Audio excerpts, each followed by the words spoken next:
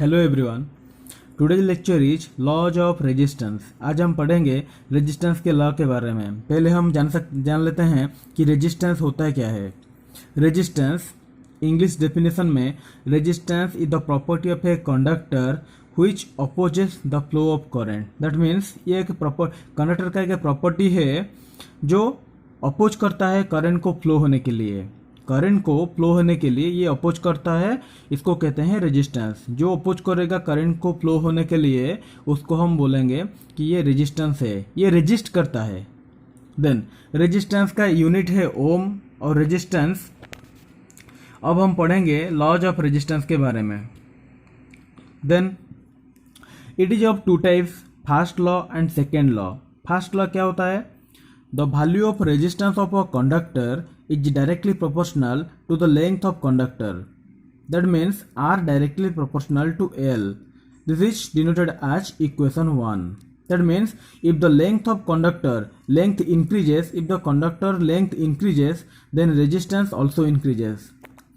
So अगर एक conductor का, सपोज ये एक कंडक्टर है, ये एक कंडक्टर है, अगर ये कंडक्टर का रेजिस्टेंस बढ़ेगा, सपोज ये था L, ये हो गया, ये था 1 मीटर, ये हो गया 1 मीटर, ये टोटल हो गया 2 मीटर। टोटल अगर देखें तो टोटल हो गया 2 मीटर। अगर 1 मीटर का रेजिस्टेंस था 2 ओम, देन उसके बाद 1 मीटर ऐड हो गया, रेजिस्टेंस कंडक्टर का साइज बढ़ गया, कंडक्टर का लेंथ बढ़ गया, तो रेजिस्टेंस 2 गुना हो जाएगा। 2 ओम था, ये 4 ओम हो जाएगा। यहां से पता चलता है कि अगर एक कंडक्टर का लेंथ बढ़ेगा, उसका लंबाई बढ़ेगा, तो उसका रेजिस्टेंस भी बढ़ता है। R directly proportional to L. This is equation 1। Then second law, the value of resistance of a conductor is inversely proportional to its cross-sectional area. That means R inversely proportional to cross-sectional area of the conductor. This is denoted as A. यहाँ समझ लेते हैं, अगर ये एक conductor है, ये है total area of the conductor.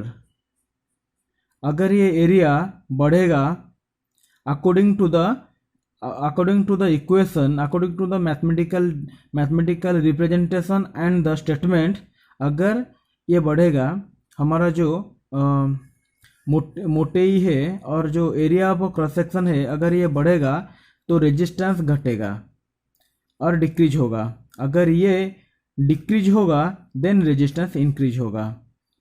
So if the cross sectional area is increases then resistance decreases and vice versa. अगर ये एक मोटाई है, अगर इस क्रॉस सेक्शन का रेजिस्टेंस जितना होगा, अगर ये क्रॉस सेक्शन बढ़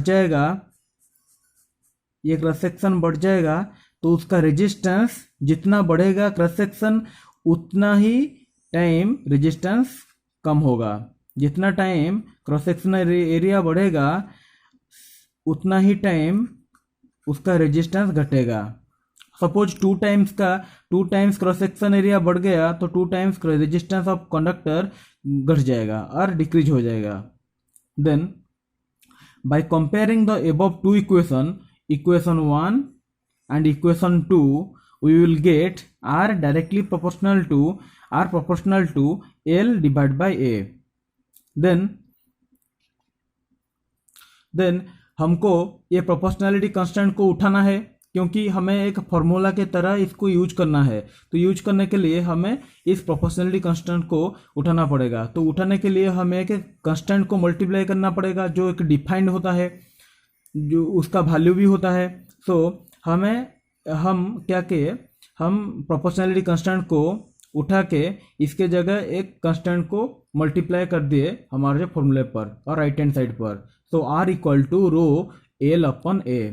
नाउ ये रो क्या है? ये रो है रेजिस्टिविटी और specific resistance.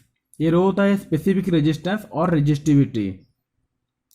then we can use this formula to calculate the resistance if the length of conductor, the cross section area of the conductor and the specific resistance of the conductor is given, then we can calculate the resistance. अगर एक question में दिया गया है, specific resistance का value दिया गया है, लेंथ दिया गया है, कंडक्टर का लेंथ और उसका क्रॉस सेक्शन, देन हम कैलकुलेट कर सकते हैं इसका रेजिस्टेंस क्या होगा, और इसका ओम होगा ओम. Then where R is the resistance of conductor in ohm, L is the length of conductor in meter, A is the area of conductor in meter square, then rho is the specific resistance or resistivity in ohm meter. This is all about your laws of resistance. Thank you for watching this video.